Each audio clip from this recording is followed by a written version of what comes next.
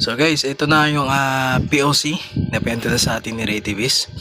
Yung sikat na POC sa market today, no. So ito yung L51, no. Ray TVs L51. So once again, maraming salamat nga pala sa Ray TVs sa pagpapadala nito. So short lang tayo guys, short review, no. So marami naman ang gumagamit dito, bali papasadahan na lang natin. And then sa next video natin guys, turo ko sa inyo yung kung paano i-program, okay?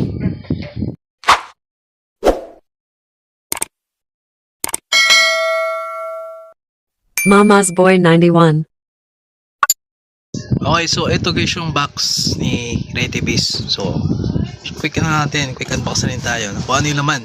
So syempre typical lang naman. Na laman na isang two-way radio.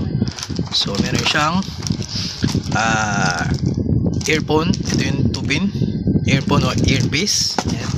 Tapos dito nakalagay yung radyo, then manual, at saka ano pa ba yan? Okay, wala na, yun na lang, no? Yung kasing parang lace niya is nandito na, kinabit ko na. So ito lang yung laman ng box ni L51. So ito yung itsura ng ating POC. So makikita nyo dyan yung sa harap niya yung LCD, and then meron dito mga keypad. Dito sa side na to is yung PTT, and then yung up and button. Ginagamit ito sa pag-navigate at saka sa volume, no? So sa likod is yung kanyang may belt clip. So nilagay ko na tong belt clip, and then yung battery. Tapos yung kanyang parang lace bata to, yan. Tapos sa kabila naman is yung mga port to. So headphone, and then yung mic. So ang ginagamit ditong headphone guys is yung 2-pin, yung pang bauping. So pasok dito guys. Okay guys, so bale pag bumili kayo kay seller sa mismong Ray TVs, no. So depende kung ano yung pipiliin nyo, kung may SIM card o wala. Kasi yung pinadala sa atin is walang SIM card. So tayo yung tayo bumili ng SIM card. Tapos pag na-open nyo na guys, papa-activate nyo sa seller. So sa next video natin, tuturuan ko kayo kung paano, yung basic lang guys, kung paano i-input yung code. Parang may code kasi to guys, no. And then kung paano siya isalin sa platform. So soon, kakapain pa natin. So ngayon, i-open natin. At dito lang, parang sa cellphone lang dati, no? So ayan yung kanyang logo o yung name, Ray TVs. So ito yung kanyang initial guys, no, pag in-open nyo. So wait nyo para ma-open yan.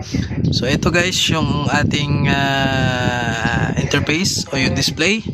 So ayan yung sasignal nyo sa taas, SIM, location, volume, and then I think battery. So hindi siya ganong kita, no?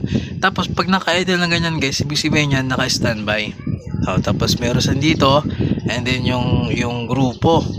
Ayan, no? Ito pina-edit ko na to kay seller, no? And then yung ating call sign sa baba. Tapos yung date. So naka real time tong date na to, no? Tapos automatic siya guys na maglalak. And then guys, pag nag-transmit tayo, ito kasi wala pa naman tong tao. Ako pa lang guys yung nakalagay dito na pinaprogram ko. So ito yung problema. Pero sa mga gumagamit guys, yung iba okay naman, maganda naman yung audio nya. And then yung reception, depende yung sa SIM nyo, no?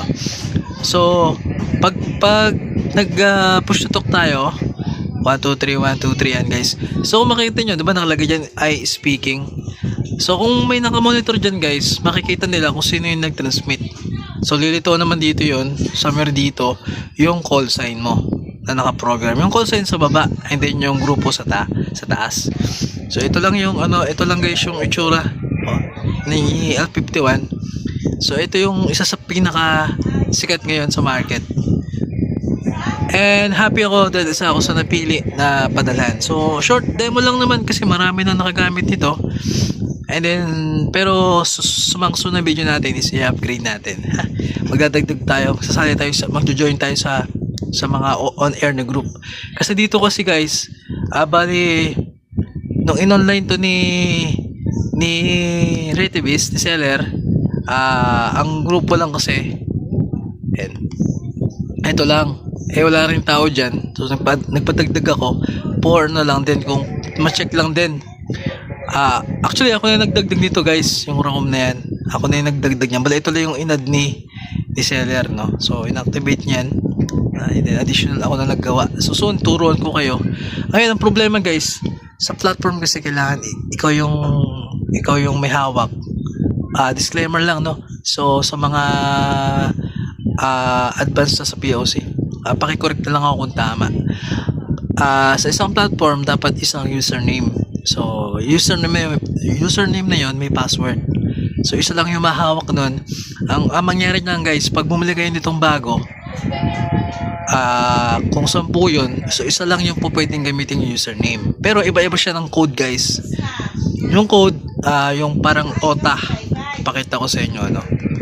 So hindi kasi siya pwedeng ipakita guys, kasi yung buo, kasi once na in-open ko na to and then makita ng mga advanced na users natin, so pwede nyo lang kalikutin to on the spot.